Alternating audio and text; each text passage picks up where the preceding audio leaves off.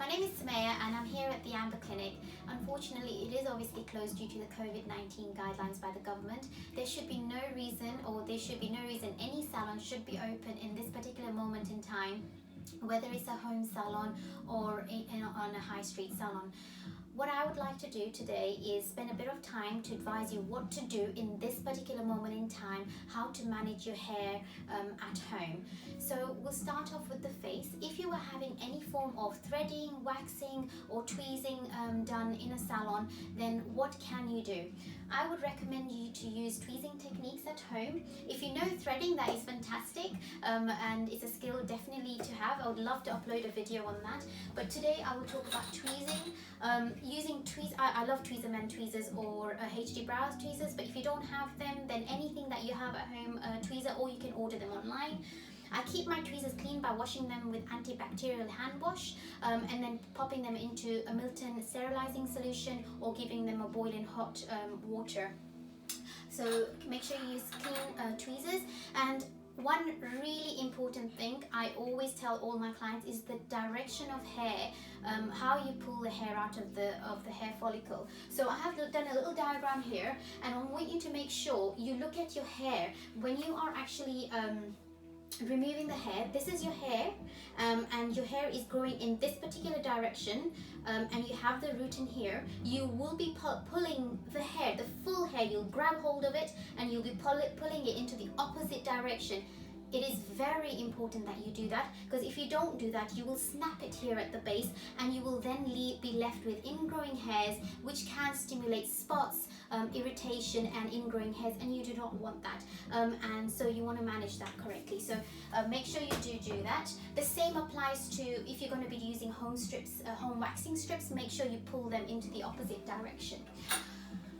If you are having waxing done in salons and you have access to home strips, then they are fantastic. Do use them.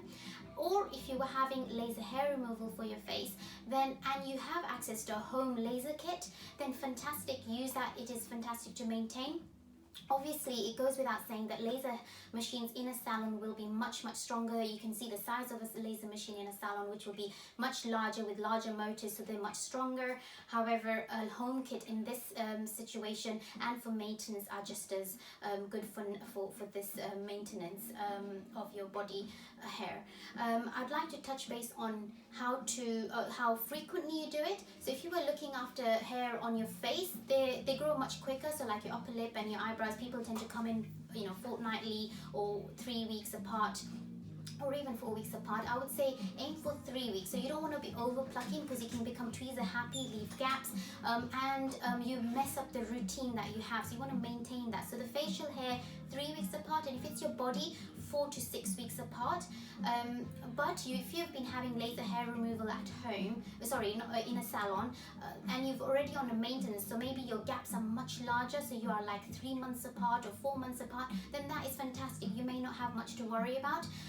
But again, if you are not in that phase and you had just started your laser sessions and you are really early in your sessions, you would want to maintain your hair on your body. You would then try and look at alternatives as either continue trimming using an electrical trimmer, or you can wax because at the moment you have no option, and you could pick up your laser treatments when this lockdown is over. And if not, and you do have access to a laser hair removal kit at home, then use that. Then that's absolutely fine.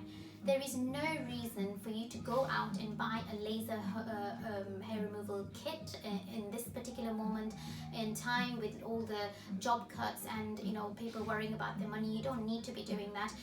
This is just a video to help you so you don't feel stranded and you don't want to be looking like a hairy beaver. We can look after ourselves and feel good, and it is important that you do something to make yourself feel happy while you're at home. So do look after yourselves. I'd like to touch back on eyebrows. If you if you've been having HD brows or threading for your eyebrows or waxing in the salons, at home you can tweeze them, as we've mentioned, or thread them if you know how to thread them. But an alternative way is to shape them using makeup, and makeup is fantastic. It can, if you're not confident in tweezing your brows or shaping the in between your brows, or doing anything to your brow area, then makeup is an alternative.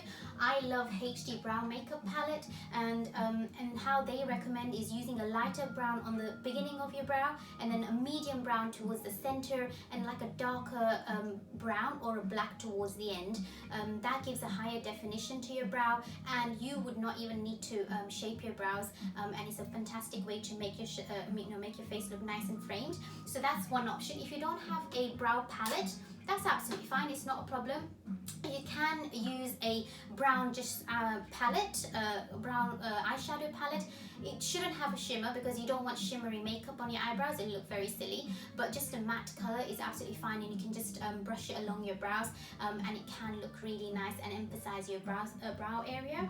The other thing is brow pencils.